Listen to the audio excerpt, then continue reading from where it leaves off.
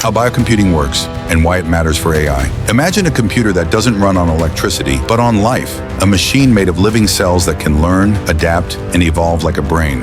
Sounds like science fiction? It's already happening. Welcome to Biocomputing, where biology meets technology to create living computers. While today's AI runs on silicon chips, tomorrow's might use real neurons, human or synthetic, that don't just process data, but understand it. Scientists believe this could do for AI what DNA did for evolution.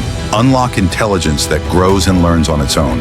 So today, let's break down how biocomputing works, why it's so revolutionary, and how it could change AI, medicine, and the future of life itself. From silicon to cells, birth of biocomputing. For decades, all computing has relied on silicon, but as chips shrink to atomic scales, progress is stalling.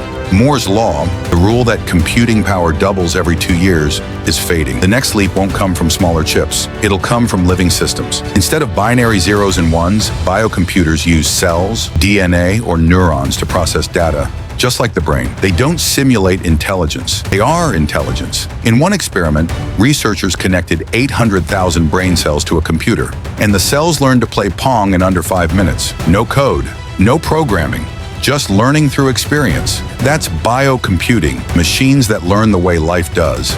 The core principle, biological processing power. Biocomputing works because biology is computation. The human brain, 86 billion neurons strong, performs a quadrillion operations per second on just 20 watts of power. Compare that to a supercomputer using millions of watts and still failing to match the brain's adaptability. Biocomputers use neurons and DNA strands as processors, communicating through chemical and electrical signals instead of voltage. When given input, light or sound, neurons fire in patterns that represent data.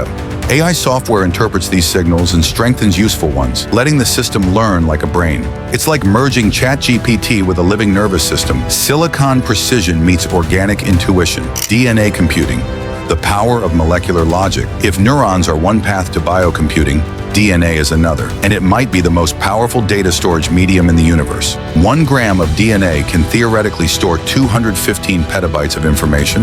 That's over 200 million gigabytes, enough to store all the movies, music, and books ever created in something smaller than a paperclip. Here's how it works. DNA is made up of 4 chemical bases, A, T, C, and G. By treating these bases like bits, scientists can encode digital data into sequences of DNA, then read it back using sequencing technology. But beyond storage, DNA can compute. Biologists can design strands that perform logic operations such as AND, OR, and NOT gates, using chemical reactions. For example, if 2 molecules are present, a DNA strand might fold in a specific way, representing a logical yes. In 2019, researchers at the University of Washington demonstrated a DNA circuit that could diagnose diseases by detecting specific genetic patterns.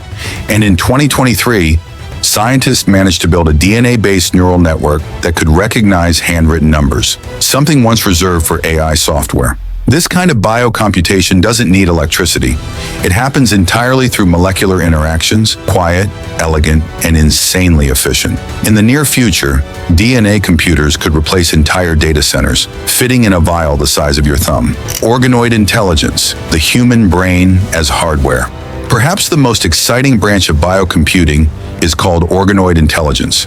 Scientists can now grow tiny brain-like structures, called organoids, from human stem cells. These organoids contain thousands to millions of neurons that self-organize and communicate just like miniature brains. When connected to digital interfaces, these mini-brains can process information, store memory, and even exhibit signs of learning. They're not conscious, but they behave like extremely simplified versions of our neural networks.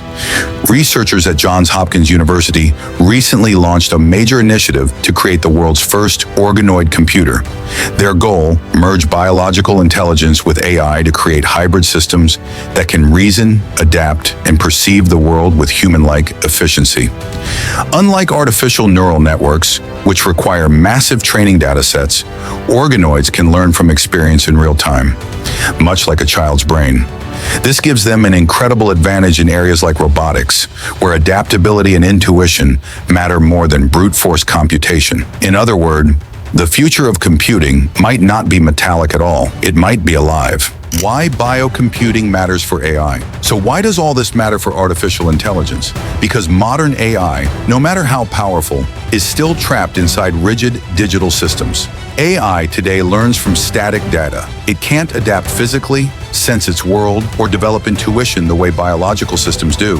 Biocomputing changes that. By integrating real neurons or biological architectures into AI, we could create machines that learn continuously without retraining, adapt to new environments instantly, and develop forms of creativity closer to human thought. Think about Tesla's Optimus robot, powered not just by chips, but by a living neural core that feels balance, memory, and environment. Or AI researchers using neuron-based computers to train reinforcement learning models, not with data sets, but with experience. This is the bridge between digital AI and biological intelligence, and it could mark the beginning of artificial consciousness. Even OpenAI CEO Sam Altman has hinted that future AI might need biological components to reach human-level cognition. Because if we want AI that truly thinks like us, it might have to become a little like us. The challenges: ethics, control, soul of technology. Of course, merging biology and computing raises huge ethical and philosophical questions. If a biocomputer contains living brain tissue, does it have awareness? If it learns, feels, or remembers, does it deserve rights? These aren't just hypotheticals. Scientists already debate whether neural organoids can experience pain or emotion, and how much autonomy these systems should have. Then there's the issue of control. Unlike digital chips, biological systems can evolve unpredictably. What happens if a biocomputer develops behavior we don't understand, or worse, can't turn off? Security and safety in biocomputing will require entirely new laws, frameworks, and bioethical standards. Because for the first time in history, we're not just programming machines, we're raising them.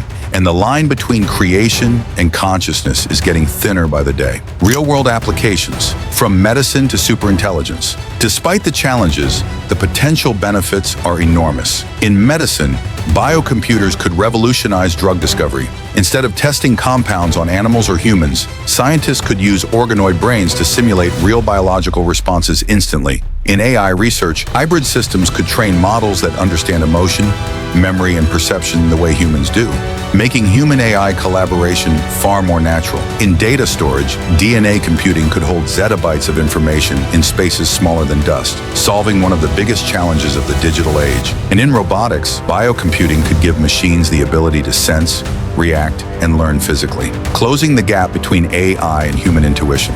Imagine prosthetic limbs that connect to biocomputers, learning your movements faster than your own brain, or space probes that grow their own computational systems as they travel across galaxies, self-repairing, self-evolving, alive. It's not just technology anymore, it's evolution by design. The future, when AI becomes organic. By the 2040s, we could see the first large-scale biological AI systems, machines that merge digital speed with biological understanding. Instead of CPUs, they'll have neuron clusters. Instead of hard drives, they'll have DNA storage. And instead of programmed logic, they'll think through emergence and adaptation, just like nature does.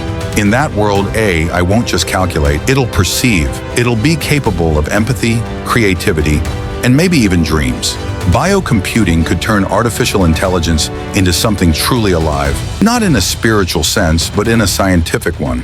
A form of intelligence that grows, feels, and evolves, just as we do. And when that day comes, the question won't be, can machines think? It'll be, can humans keep up? What does biocomputing mean for the future of AI? It means we're stepping beyond silicon, beyond the mechanical, into an age where intelligence isn't just built, it's grown. Biocomputers could power the next generation of AI, systems that learn like life, remember like minds, and think like humanity's digital reflection. We've spent decades trying to teach machines to be human. But the future of AI may depend on making machines alive, because the next great computer might not hum or click, it might breathe. If this exploration into biocomputing blew your mind, hit like, drop a comment with your thoughts, and subscribe for more deep dives into the future of AI.